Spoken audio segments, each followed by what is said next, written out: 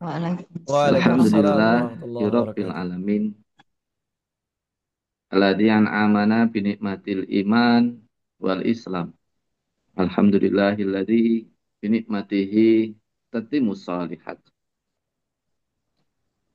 Allahumma shalli ala nabiyyina Muhammad ala alihi wa sahbihi wa barik wasallam. Allahumma la sahla illa ma ja'altahu sahla wa anta taj'alul hasna idza sita sahla. Rabbi zidni ilma warzuqni fahma. Ikhwani fiddin wa akhwati fillah, para jamaah majelis subuh rahimani wa rahimakumullah. Mari mengawali majelis kita, kita hadirkan rasa syukur kita atas nikmat karunia dari Allah Ta'ala. Kembali Allah bisa perjumpakan kita di majelis subuh kali ini dengan keadaan yang sehat, dengan keadaan yang baik, aman, dan mudah-mudahan eh, banyak rizki yang Allah limpah curahkan kepada kita dan keluarga kita. Terlalu banyak nikmat Allah,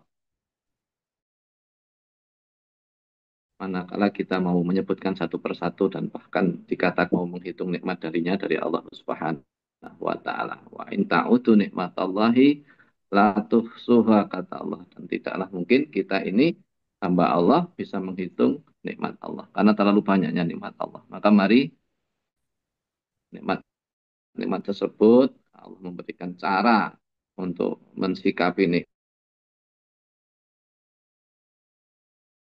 nikmat, maka kita lisankan dengan Rabbil alamin. Salawat beriring salam, semoga Allah limpah curahkan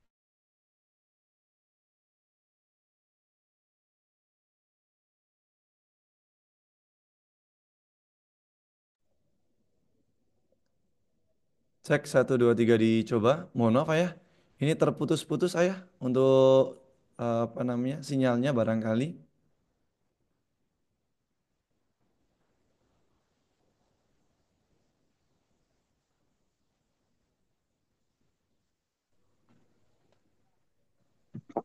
Cek 1 2 3 dicoba. Oke, informasi dari beberapa jamaah bisa mendengar suara kami dengan jelas. Maka kita lanjutkan. Salawat serta salam, semoga Allah limpah curahkan kepada seluruh umat beliau yang senantiasa sikoh dalam menjalankan sunnah-sunnah beliau hingga akhir zaman nanti. Semoga di antara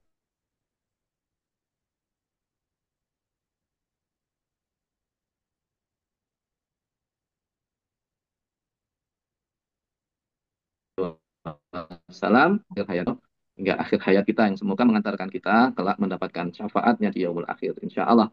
Ikhwani fiddin wa akhwati fillah rahimani wa rahimakumullah. Alhamdulillah kita memasuki formula kedua, ya. Kemarin formula pertama adalah taubat yang dijelaskan dalam 3 session, 3 poin, sudah diulas sama Ustadz Safik.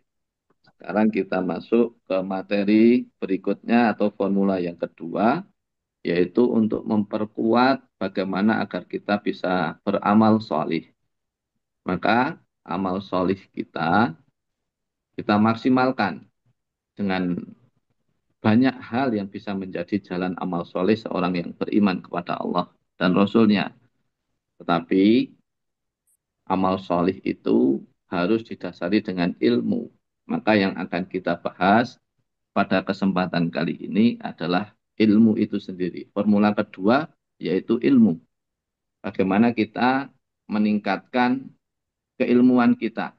Caranya ya berarti kita harus terus belajar. Belajar meningkatkan keilmuan kita. Dan yang harus saya garis bawahi di sini, keilmuan tentu yang Allah wajibkan adalah ilmu din, ilmu agama. Maka panjenengan semuanya bisa belajar ilmu agama dari banyak sumber dan dari banyak guru. Ya, dari banyak sumber, dari banyak guru, dari banyak kelompok, dari banyak organisasi. Ya, jangan hanya lewat satu saja. Usahakan agar wawasan kita banyak, wawasan kita bertambah. Milikilah banyak guru, ya, sehingga kita harapannya bisa memiliki banyak ilmu. Nah, kadang-kadang ada yang membatasi diri hanya dengan kelompok tertentu atau guru tertentu saja. Allah memberikan ilmunya lewat banyak hamba-hamba Allah yang dipilih oleh Allah Subhanahu wa taala. Maka kita meminta kepada Allah agar diberikan banyak ilmu lewat wasilah banyak guru, insya Allah. Kita hari ini akan belajar kaitan dengan ilmu itu sendiri. Yang pertama, Allah sampaikan dalam sebuah ayat Al-Quran, ada di dalam surah Al-Mujadalah atau Al-Mujadilah ayat yang ke-10. Di sini Allah Ta'ala menyampaikan, A'udzubillahi minasyaitonirrajim. Ya ayyuhalladzina amanu idza qila lakum tafassahu fil majalis fafsahu yafsahillah lakum wa idza qila suzu fangsuzu yarfa'illah alladzina amanu minkum walladzina utul ilma darajat wallahu bima ta'maluna khabir.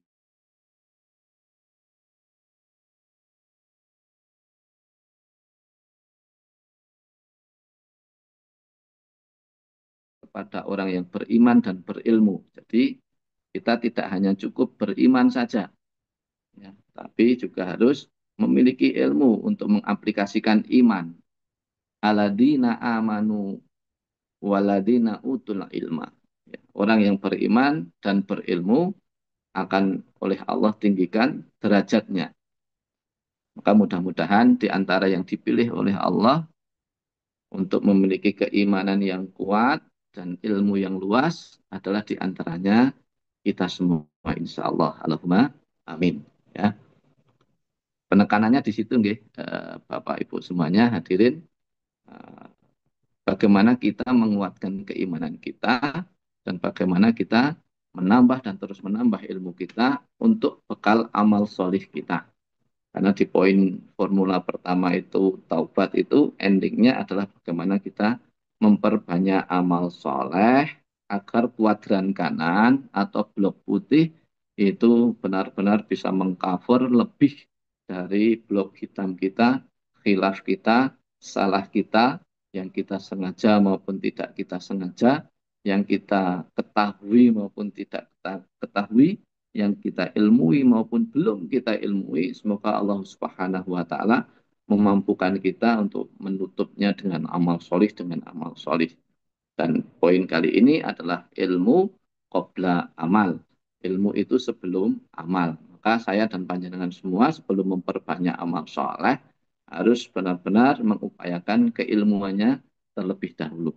Ikhwani fiddin wa akhwati fillah rahimani wa rahimakumullah, sebagaimana diriwayatkan oleh Ibnu Majah bahwa Rasulullah Shallallahu Alaihi Wasallam menyampaikan tolabul ilmi faridatun ala kulli muslim, bahwa menuntut ilmu itu hukumnya adalah wajib.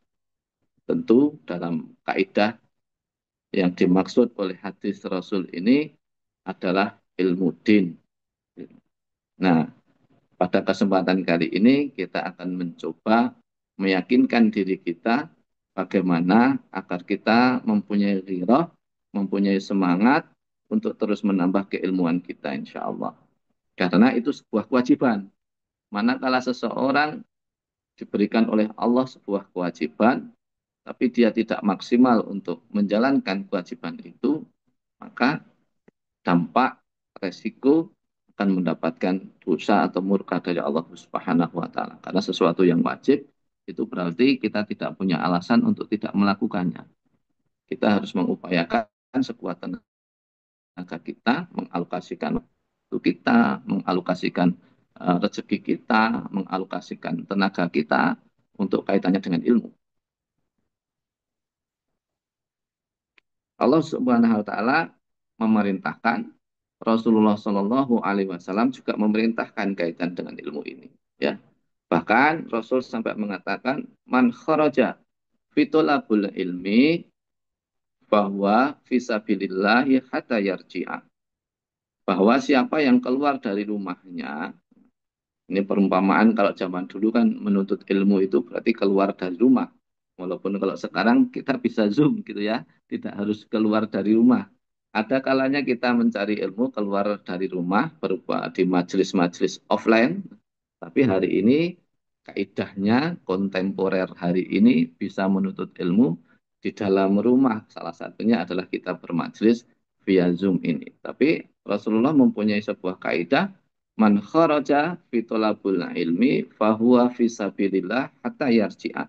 Siapa yang keluar dari rumahnya dalam rangka menuntut ilmu, maka baginya fi sabilillah hatta yarji'a sampai dia kembali. Maka ini salah satu kenapa ilmu itu benar-benar dimuliakan karena sampai pelakunya saja dihukumi masuk kategori fisabilillah. Maka seseorang yang sedang dalam proses fisabilillah kok dia mendapatkan takdirnya ketemu sama maut, ketemu sama ajalnya, maka kondisinya dalam fisabilillah.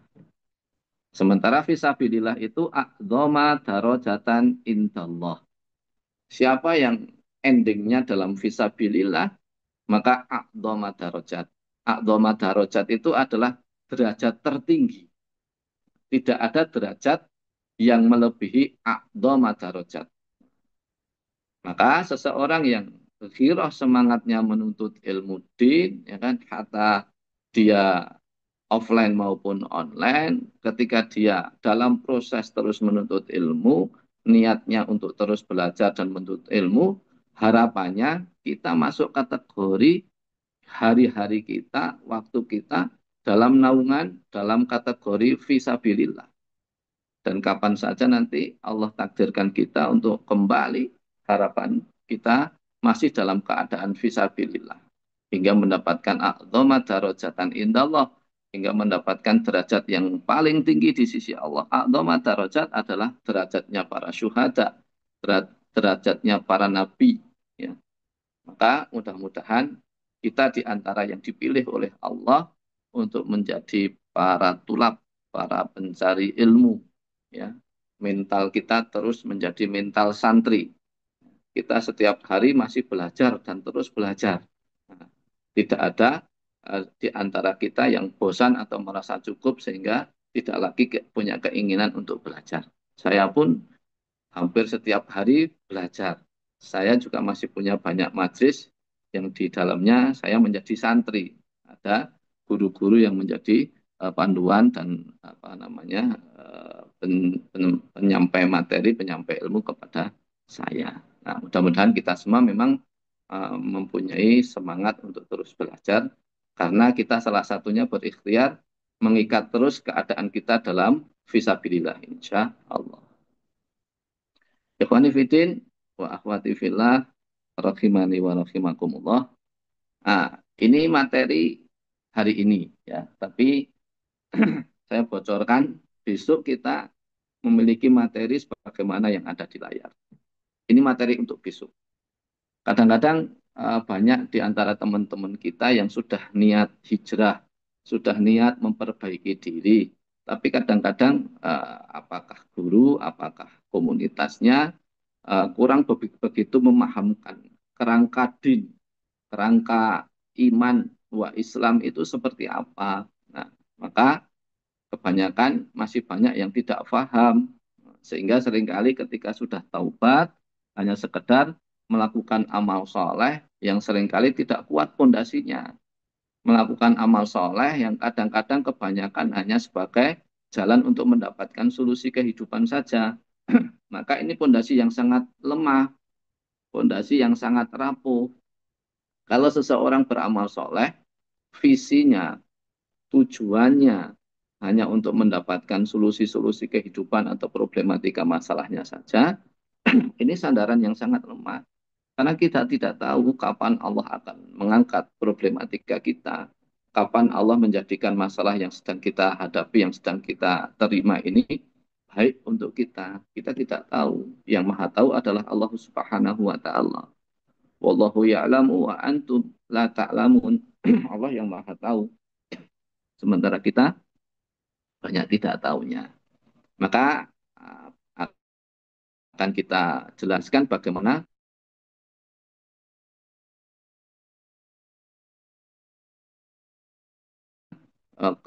saya gambarkan Allah Taala membuat sebuah perumpamaan, membuat sebuah kaidah analog, ya, bahwa dinul Islam itu sebagaimana pohon yang ada di gambar itu, yang akarnya ke dalam tanah, yang batangnya tinggi menjulang ke langit, yang rantingnya berbuah dengan lebat, yang terus berbuah di setiap musim. Itu Allah sampaikan dalam surah Ibrahim ayat yang ke-24 dan ayat yang ke-25. Kalimah toyibah kata Allah kasa jarotin toyibatin asluha sabitu, ya, bagaikan akar yang dalam menghujam ke dalam tanah, tanda kuatnya prinsip, tanda kuatnya ideologi, atau tanda kuatnya akidah seseorang. Wafan uhafis sama, lalu dengan akar yang menghujam ke dalam tanah yang kuat tadi akan menghasilkan sebuah ibadah yang sangat powerful, ibadah yang benar-benar sesuai dengan kaidah di mana Allah menciptakan kita. Wa ma khalaqtul jinna wal insa illa liya'budun. Sesungguhnya Allah menciptakan jin dan manusia untuk mengibadahi Allah. Nah, tujuan kita dihidupkan kan untuk ibadah. Maka ini pondasinya harus dikuatin. Wafar uhafis sama agar menjadikan ibadahnya menjulang ke langit. Tu'ti ukulaha kulahinim bi'izni rabbiha. Lalu dengan ibadah-ibadah itu harapannya membuahkan sebuah kaidah di mana dia memiliki muamalah atau akhlak yang baik kepada sesamanya. Itu di antara indikator benar atau baiknya keimanan seseorang. Mungkin itu materi pada pagi hari ini yang materi akidah ibadah wa muamalah, insya Allah akan saya jelaskan pertemuan yang akan datang. Materi pada pagi hari ini poinnya adalah bagaimana ketika kita setelah taubat menjalankan 3 langkah taubat kemarin, kita mengawalinya untuk beramal soleh dengan ilmu dulu. Allah memberikan sebuah derajat yang lebih tinggi kepada orang yang beriman dan berilmu. Semoga kita di antara yang dipilih oleh Allah untuk memiliki keimanan dan keilmuan yang harapannya dengan itu menjadi bekal untuk beramal soleh. Mungkin itu yang bisa saya sampaikan pada kesempatan kali ini.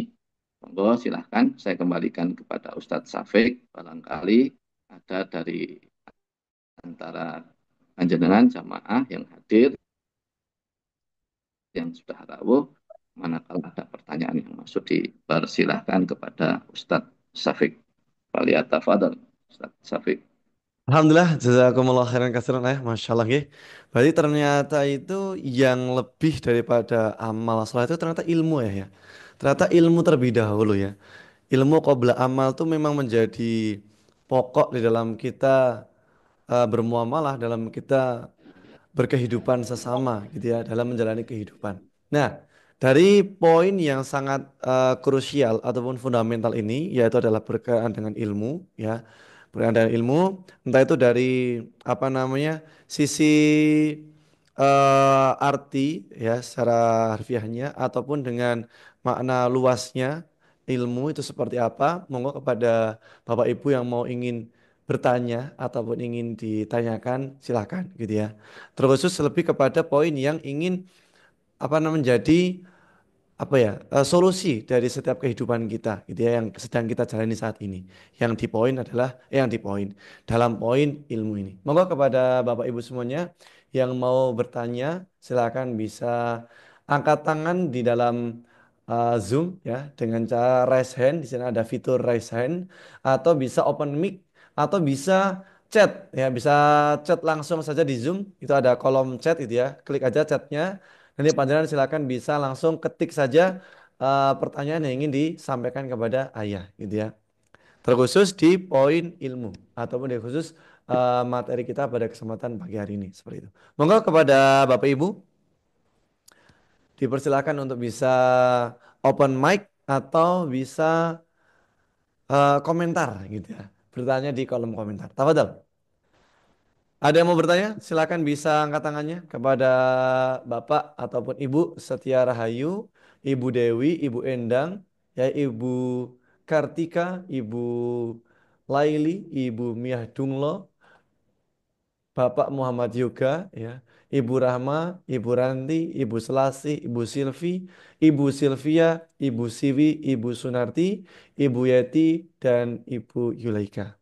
Monggo silakan kepada ibu-ibu semuanya, ibu-ibu semuanya, kepada seluruh jamaah semuanya, ya silakan bisa open mic atau bisa langsung komen di kolom komentar, gitu ya. Tafadhol, silakan. Ada? Ibu Setia Harayu mau bertanya? Atau kepada Ibu Yeti, Ibu Silvi. Ini kemarin sudah bertanya, ada Ibu Endang ya kalau nggak salah ya. Yang belum bertanya itu ada Ibu Laili. Sebenarnya Ibu Laili belum bertanya ya. Ibu Yulaika ya. Ibu Ibu Siwi ya. Ibu Siwi Rahmawati juga sepertinya kemarin belum ya. Gitu. Oke. Yulaika ada pertanyaan ini ayah dari Ibu Yulaika. Ayah izin bertanya, adab dalam menuntut ilmu itu ada apa saja ya? Terima kasih. Itu ya. Itu pertanyaan pertama berkenaan dengan ilmu yaitu apanya? Apa adab-adab di dalam kita menuntut ilmu? Itu ya. Seperti itu. Itu pertanyaan pertama. Ada lagi? Pertanyaan kedua, monggo. Di poin ilmu nih ya, di poin ilmu. Silakan bisa apa namanya? Apa ya? Silakan bisa ketik aja di kolom komentar lebih mudah daripada ngomong mungkin malu gitu ya. Berikutnya nih, ini pertanyaan yang kedua atau pertanyaan yang terakhir dari Ibu Ranti.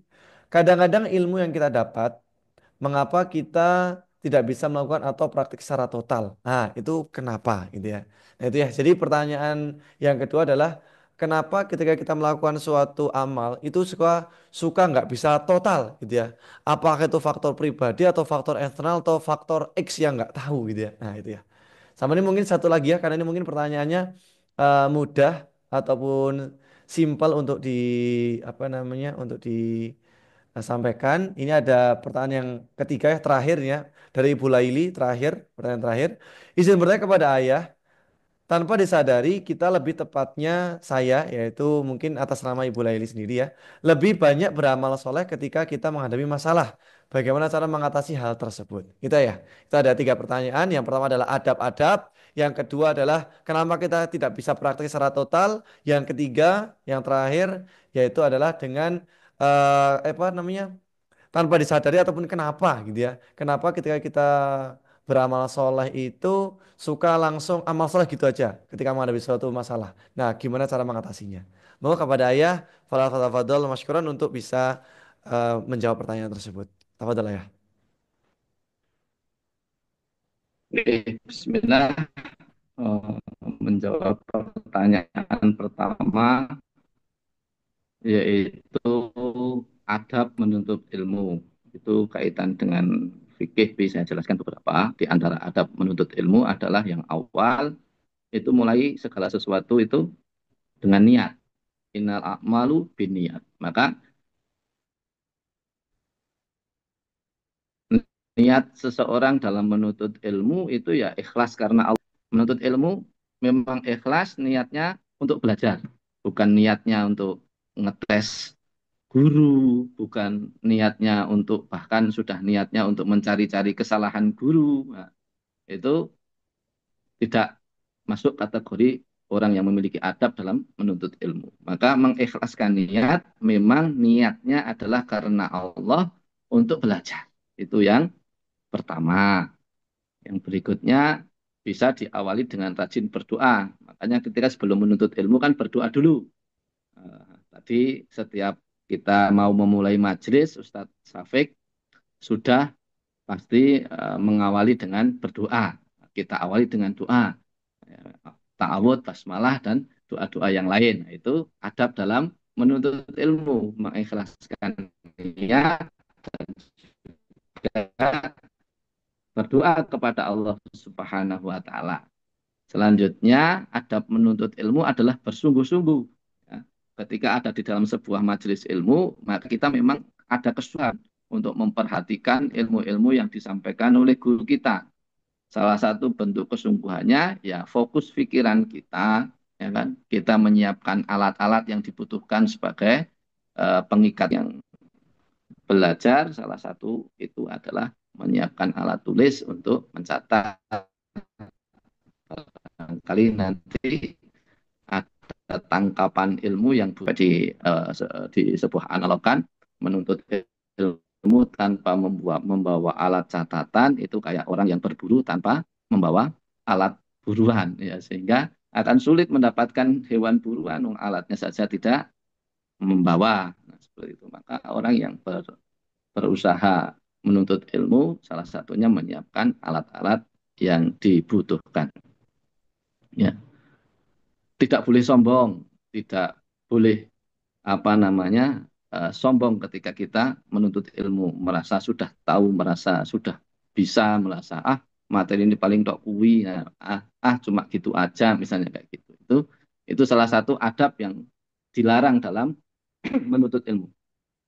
Ilmu itu memang kadang diulang-ulang. Kita bisa jadi ada di sebuah majelis ilmu sudah mendapatkan materi atau ilmu itu bisa jadi sudah 10 kali, 20 kali, 30 kali mungkin seperti itu. Tapi kita harus terima dengan baik ilmu itu. Alhamdulillah itu sebagai cara Allah untuk mengingatkan kita kembali sesuatu yang barangkali sudah ilmu, salah satunya tidak boleh sombong. Nah, ya.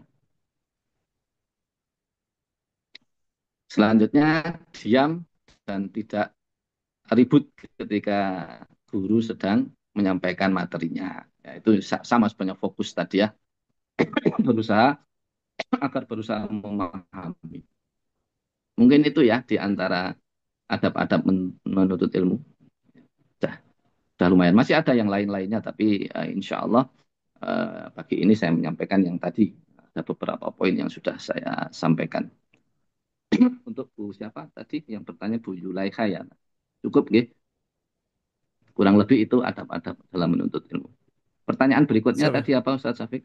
Dari Ibu Ranti, kadang-kadang ilmu yang kita dapat, mengapa kita tidak bisa melakukan secara total, melakukan praktek dari ilmu yang kita sudah dapat tuh kok nggak bisa praktek secara total tuh kenapa? Nah itu ya.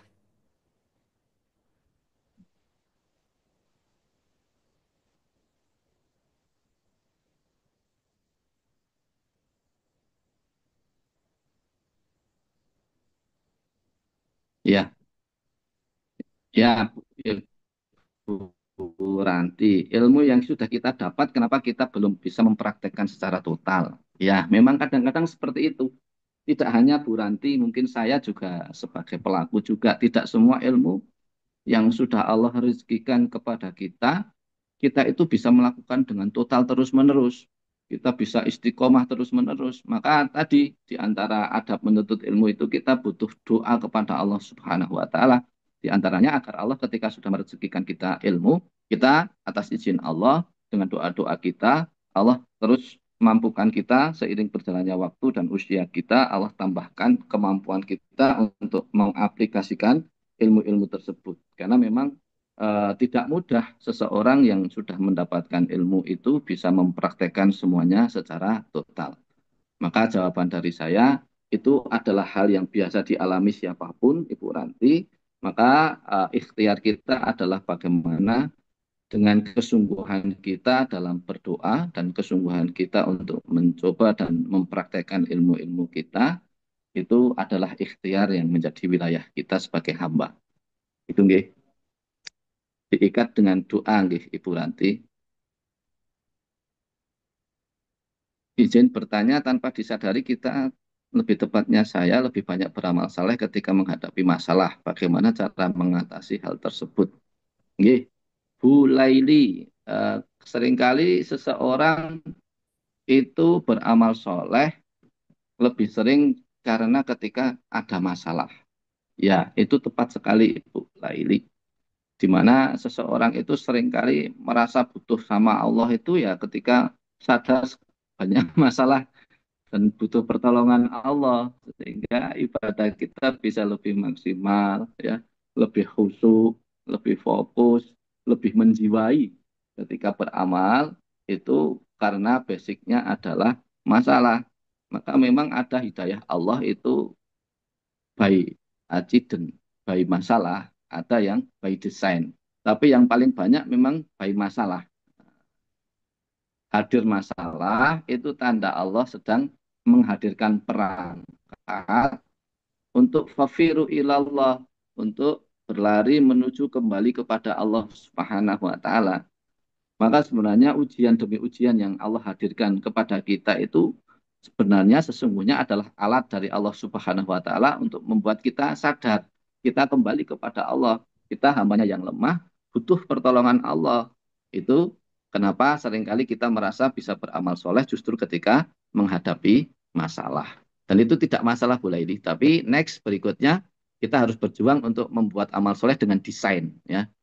Kayak saya dulu mengawali niatan amal soleh itu mulai dari pertobatan dan materi yang sudah saya sampaikan itu ya by masalah awalnya. Tapi setelah itu harus by design. Jangan sampai kita seumur hidup ibadahnya hanya karena masalah terus gitu. Kita harus naik level, kita harus meng-create, mendesain bagaimana amal soleh kita akan lakukan dengan lebih baik, lebih terus menerus seperti itu, insya Allah. Gitu nggih Bu Laili. Kita desain amal soleh kita setelah kita kemarin beramal soleh hanya karena masalah. Karena kehidupan kita maupun kematian kita itu memang ujian dari Allah, dihadirkan masalah demi masalah. Alladzi khalaqal mauta wal hayata liyabluwakum ayyukum ahsanu amala. Setiap kita harus menyadari kehidupan dan kematian yang Allah berikan kepada kita itu akan menjadi jalan ujian dari Allah Subhanahu wa taala. Semoga kita yang di antara yang dimampukan untuk terus beramal soleh di setiap keadaan yang Allah berikan kepada kita di dalam kehidupan. Masih ada satu. Masih cukup nggak waktunya ini? Ya, ada tambahan satu lagi. Ibu Sunarti baru saja masuk. Bagaimana cara memilih keilmuan yang benar sesuai ajaran Nabi karena banyak amalan yang baik tetapi tidak sesuai ajaran Nabi. Nggih, Bu Sunarti, ini masalah ilmu itu sendiri sangat luas spektrumnya ya.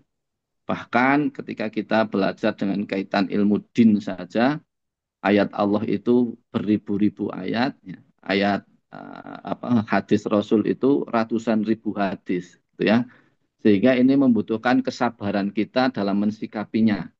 Sabar atas ilmu yang Allah berikan kepada kita. Bisa jadi seseorang melakukan amalan yang kita tidak tahu ilmunya, tetapi sebenarnya orang tersebut mengetahui ilmunya.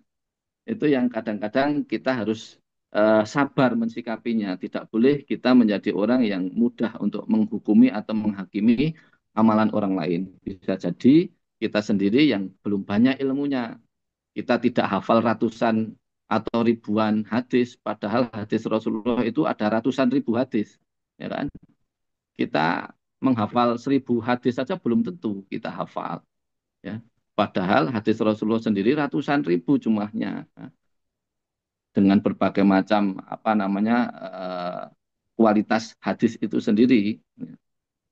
Makanya kita harus sabar. Ilmu seperti apa yang sesuai dengan ajaran Nabi, ya setiap ajaran Allah dan juga ajaran Rasulullah ada di dalam Al-Quran, ada di dalam hadis Rasulullah. Tentu dengan penjelasan para ulama yang memang sudah menjelaskan dengan berbagai macam kitab-kitab yang menjadi rujukan yang rojih, apalagi mengacu kepada madhab, ya, di mana madhab paling besar ya ada 4 madhab, walaupun madhab itu lebih banyak, lebih dari 4, tapi paling sahih, paling terkenal itu ada 4 madhab, ya. Maka itu yang menjadi rujukan.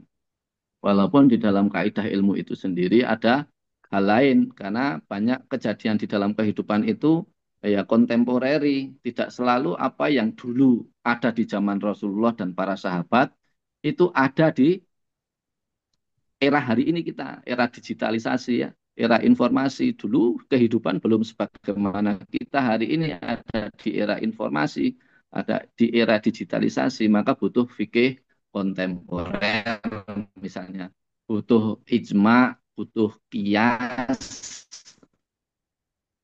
seperti itu.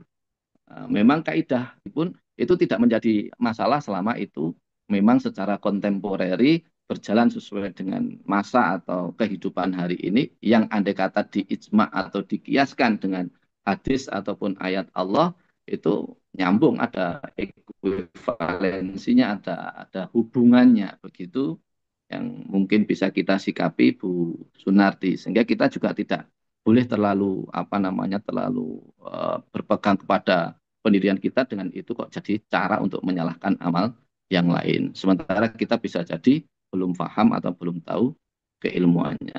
Sabar atas ilmu yang Allah berikan kepada kita. Itu jawaban dari saya. Sabar atas ilmu yang sudah diberikan kepada kita. Kalau sabar itu berarti sadar. Sadar masih banyak ilmu yang tidak kita ketahui. Sabar dengan ilmu yang sudah berikan, sadar masih banyak ilmu yang belum Allah berikan kepada kita. Sehingga kita memiliki banyak prasangka baik kepada yang lain. Kita memiliki banyak prasangka baik kepada amalan yang berbeda dengan amalan kita. Toh memang kenyataannya di dalam kehidupan kita seperti ini. Ya. Ilmu Allah terlalu luas kalau hanya dipahami dengan diri kita atau kelompok kita. Ya.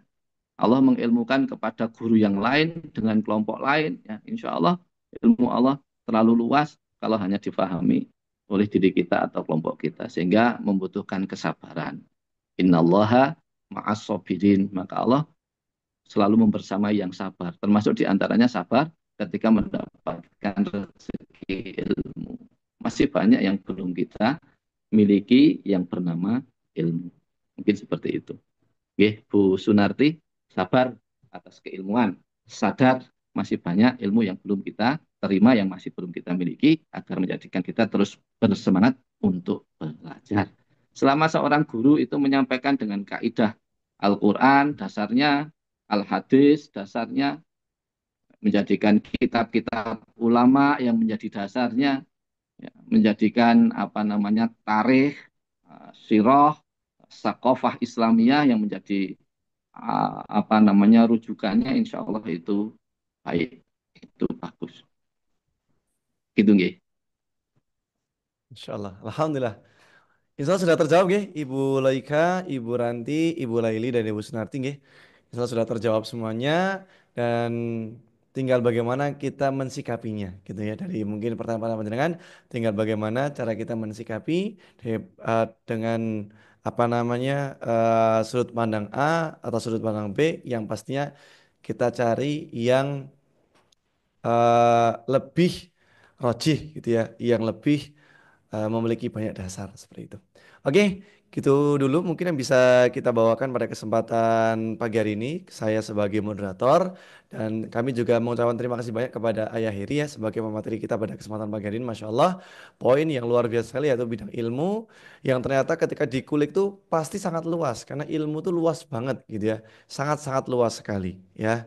Dan ini hanya sebatas ilmu yang kita ketahui, belum ilmunya Allah Ta'ala. Oh, Masya Allah sekali. Ya, ketika dibandingkan dengan tetesan pena itu cuma satu tetes di dalam lautan, itu adalah ilmu yang kita dapati di dalam dunia ini. Itu pun juga Masya Allah, itu masa-masa semuanya. Dan selebihnya, samudera yang luas itu adalah ilmunya Allah Ta'ala. Maka tidak ada kata habis ilmu, kehabisan ilmu itu nggak ada, gitu ya.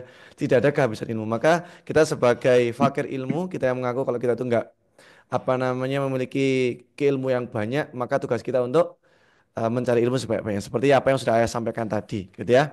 Di dalam surat Al-Maidah ayat yang ke-10 dan juga dalam satu riwayat hadis, menuntut ilmu itu wajib bagi setiap muslim, gitu ya. Hadis riwayat Ibnu Majah.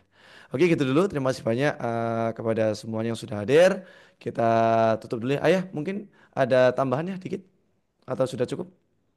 Sudah cukup, sudah cukup. Cukup ya, Ustaz. Insya Allah Kita ya. akan lanjutkan masih ini materi ilmu untuk pekan depan, bukan pekan depan, pertemuan yang akan datang hari Ya, Selasa Rabu Insya Allah. pagi, insya Allah. Ya, kita Rabu akan pagi ya. membahas ya Rabu pagi kerangka ilmu din tadi yang dianalogkan sama Allah di dalam surah Ibrahim ayat yang ke-24 dan 25, sehingga kita paham ilmu din itu melingkupi apa saja. Nah, kita memahami itu agar menjadi basic, menjadi dasar yang lebih kuat menghujam di dalam diri kita, kalau kita untuk beramal soleh dan bermuamalah, insya Allah.